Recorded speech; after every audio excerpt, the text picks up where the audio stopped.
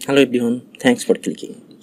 আমাদের আজকের বিষয় কিভাবে আমরা কার্যকরীভাবে পড়তে পারি, অর্থাৎ how to read effectively. Effective reading means being able to read a text accurately and efficiently to understand the necessary information contained in the text. অর্থাৎ ফলপ্রসূ রিডিং তখনই হবে যখন পাঠক সঠিকভাবে কোনো টেক্সট পড়ে সেখানে লিপিবদ্ধ প্রয়োজনীয় তথ্য সে উদ্ধার করতে পারে। ইফেক্টিভ রিডিংয়ের কিছু বৈশিষ্ট্য রয়েছে, যেমন number 1, understanding text organisation, number 2, identifying the main points, number 3, predicting, number 4, inferring and interpreting, number 5, understanding complex sentences, number 6, recognising authors position. তো আমরা দেখি, একটু ডিটেলস দেখি। নাম্বার 1 ছিল আন্ডারস্ট্যান্ডিং টেক্সট অর্গানাইজেশন। ইফেক্টিভ রিডিংয়ের জন্য এটা একটি জরুরি শর্ত। একটা টেক্সটে অনেকগুলো প্যারাগ্রাফ থাকতে পারে, প্রত্যেক প্যারাগ্রাফে সেন্টেন্সগুলোকে কিভাবে একত্রে সাজানো হয়েছে এবং কিভাবে প্যারাগ্রাফগুলোকে বিন্যস্ত করা হয়েছে সেটা বুঝতে পারা গোটা টেক্সট বোঝার জন্য একান্ত আত্মবশ্যক। লেখক কিভাবে তার আইডিয়াগুলোকে শুরু থেকে শেষ পর্যন্ত সাজিয়েছেন সেটাও অবশ্যই পাঠককে বুঝতে হবে। তারপর number 2, identifying the main points. It is always necessary for an efficient reader to identifying the main ideas of the text he reads and to distinguish between important and unimportant information. একটা টেক্সটে প্রদত্ত সব তথ্যই সমান গুরুত্বপূর্ণ নয়, কোনোটা অধিক গুরুত্বপূর্ণ, কোনোটা কম গুরুত্বপূর্ণ, আবার কোনোটা হয়তো মোটেই গুরুত্বপূর্ণ নয়। একজন এফিসিয়েন্ট রিডারকে অবশ্যই গুরুত্বহীন তথ্য থেকে গুরুত্বপূর্ণ তথ্যকে আলাদা করতে পারতে হবে এবং লেখাটি কী বিষয়ে লেখা, মেইন পয়েন্টসটা কী সেটা তাদেরকে দেখতে হবে। তারপর নাম্বার 3, প্রিডিক্টিং। রিডিংয়ের জন্য প্রিডিক্ট করার অর্থ হচ্ছে একটা টেক্সটের কিছু অংশ পড়ে তার পরবর্তী অংশে কী লেখা হয়েছে সে সম্পর্কে অনুমান করতে পারা। এক্ষেত্রে পাঠককে লেখক কর্তৃক ব্যবহৃত গ্রামেটিক্যাল, লেক্সিক্যাল এবং কালচারাল ক্লু সহ নানা ধরনের ক্লু ব্যবহার করতে হয়।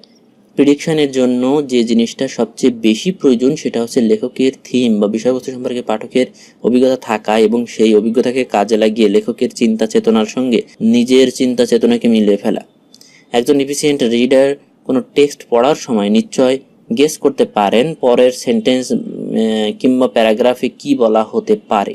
যদি তার প্রিডিকশন সঠিক হয় তাহলে তিনি রিডিং এ মজা পান এবং আরও নিবিড়ভাবে টেক্সটটা পড়ার অনুপ্রেরণা পান।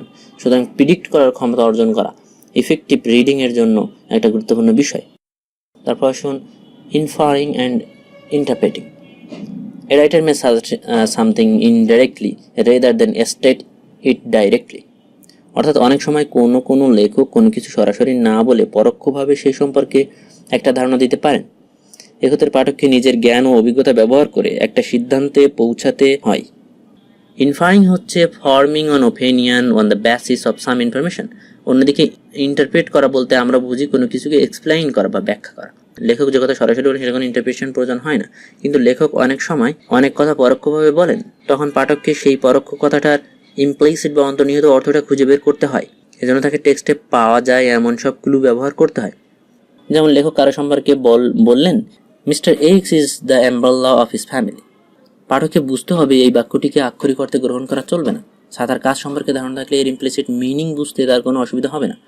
অর্থাৎ এখানে মিস্টার এক্স হচ্ছে পরিবারের সর্বেসর্বা সব ধরনের দায়িত্ব পালন করেন, সেটাই বোঝানো হয়েছে। তারপর নাম্বার 5, আন্ডারস্ট্যান্ডিং কমপ্লেক্স সেন্টেন্স। লেখকের লেখার স্টাইল খুব কমপ্লিকেটেড হলে পাঠকের জন্য অনেক সময় সাবঅর্ডিনেট ক্লজ থেকে মেইন ক্লজ আলাদা করা কঠিন হয়ে পড়ে, ফলে পুরো সেন্টেন্সের মিনিং উদ্ধার করা তার জন্য দুষ্কর হয়ে পড়ে। এজন্য লম্বা ও জটিল সেন্টেন্সকে সিম্পলিফাই করে তার অর্থ বুঝতে হবে। কোনো জটিল সেন্টেন্সকে সিম্পলিফাই করতে পারাটাও একজন এফিসিয়েন্ট পাঠকের বড় কাজ। তারপর number 6, recognising authors position. Authors position বলতে টেক্সটে উপস্থাপিত বিষয়বস্তু সম্পর্কে লেখকের দৃষ্টিভঙ্গি বোঝায়। যেমন তিনি যদি এডুকেশন বিষয়ে কিছু লেখেন তাহলে সেটা পড়ে পাঠককে বুঝতে হবে তিনি এটাকে সমর্থন করেন নাকি এর বিরোধিতা করেন, নাকি এই ব্যাপারে তিনি নিউট্রাল বা নিরপেক্ষ অবস্থান গ্রহণ করেন। একজন এফিসিয়েন্ট রিডার এর জন্য লেখকের এই অবস্থান রিকগনাইজ করতে পারা একটা আবশ্যিক কাজ। এটাও ইফেক্টিভ রিডিং এর একটা অংশ।